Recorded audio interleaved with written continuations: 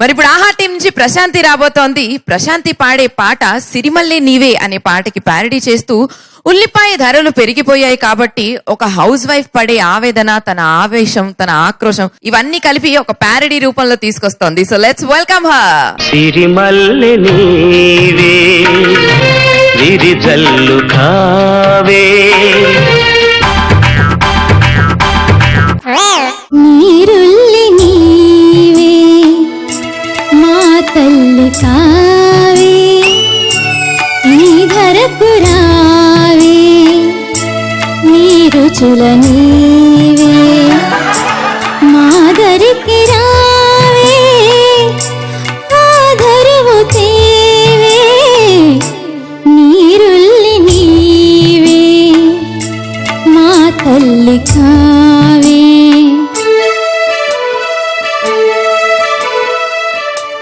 నీ తోడు లేక నీ ఘాటు రాక మా ముద్ద చేదు ఏ పొద్దు పోదు నీ చూపుతోనే ఇంటింట పుణ్యం నీ రాకతోనే వంటిల్లు ధన్యం నీ జంటలేని మా వంట లేదు తాలింపులోన ఏ సొంపు రాదు మా నోటి బాధ నువ్వు తీర్చరాదా మా దరికి రావే ఆధరువు తేవే నీరుల్లి నీవే మా తల్లి కావే.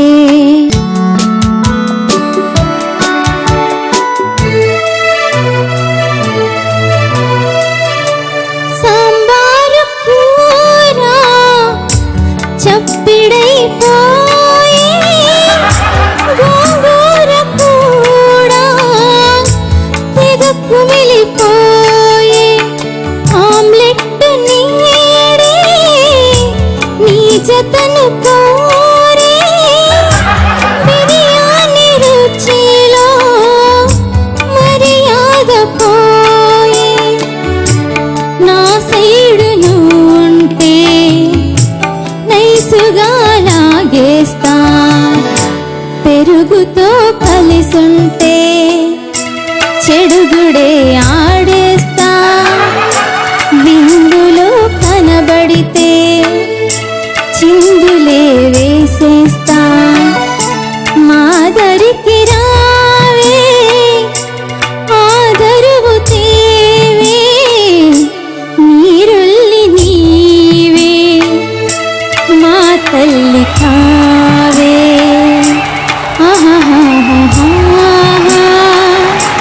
లా లా లా లా లా. పాపం ఈ అమ్మాయికి ఉల్లిపాయ లేకపోతే ముద్ద దిగదండి. అందుకే తినక తినక ఇంత బక్కగా అయిపోయింది. Gift for you. Gift for me. నువ్వే తిను, నువ్వే కాస్త లావవు. ఓకే, సో మరి తిన పర్ఫార్మెన్స్ మీకు ఎలా అనిపించింది సార్? ఎంత అశాంతి ఉందో ఉల్లిపాయ దొరక్క సమాజంలో చక్కగా పాడేవమ్మ.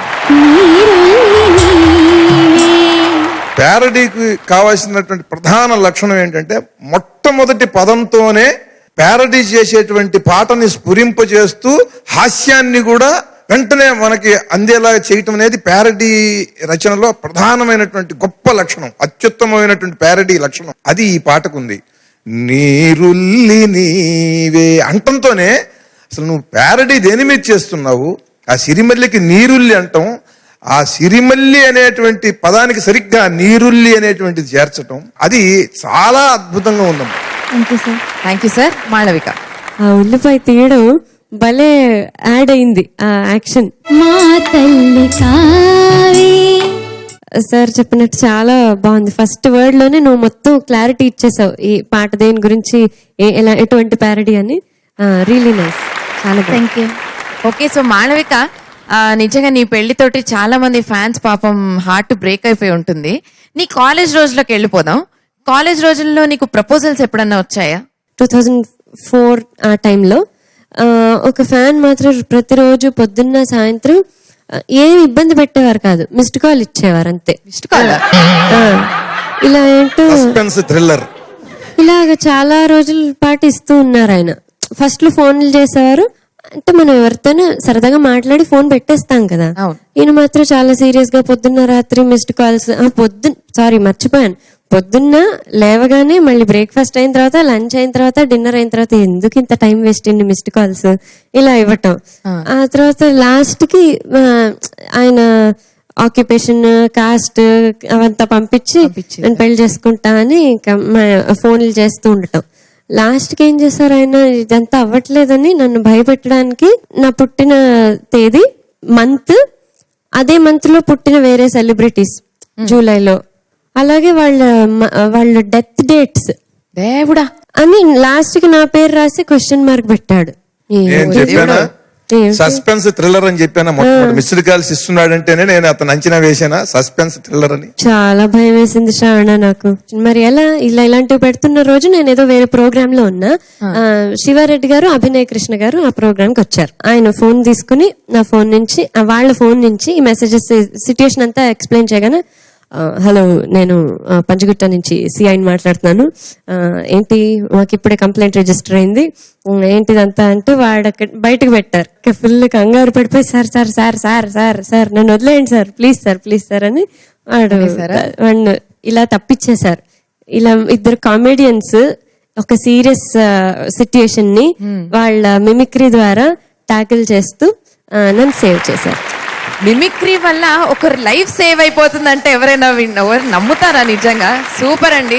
శివారెడ్డి గారు, అభినయ్ కృష్ణ గారు సూపర్. మాళవిక మెంటల్ పీస్ మళ్ళీ వెనక్కి తెచ్చి ఇచ్చేశారు.